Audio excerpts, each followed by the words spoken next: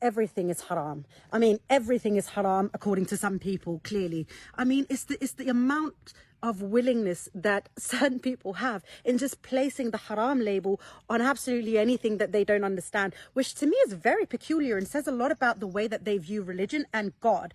And this is what frightens me, I think, the most, is why, when you have a choice, would you rather choose this evil God that's looking for you to do wrong instead of looking for a God who is compassionate, forgiving, merciful, which Allah repeatedly in the Quran says he is. You keep focusing on the fact that he's going to punish you. I mean, there's a reason why, there's a hadith that says, I am as my servant thinks I am, and that was the Prophet sallallahu alaihi wasallam who he said it to. And I think it's just so interesting that when we know this, and if you don't now, that when we know this, we're still willing to hold on to this like really judgmental, wrath-fueled God that was just going to come for us at any moment.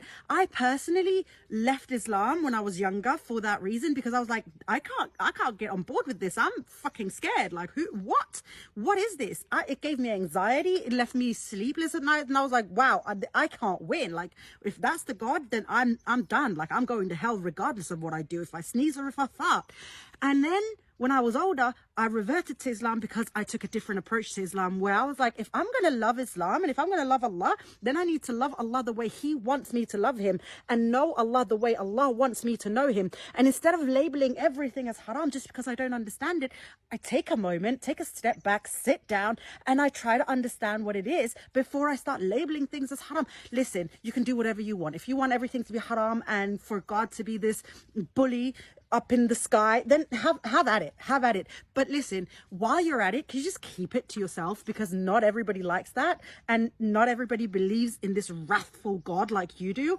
And honestly, just take a minute. Like, I'm just saying, life can be better, and Allah subhanahu wa ta'ala is maybe a little bit more compassionate than you're giving him credit for, especially when he continuously says it over and over in the Quran. I don't know, it's just a thought. Maybe just calm down with the haram labels and, take a breath. It's just a suggestion.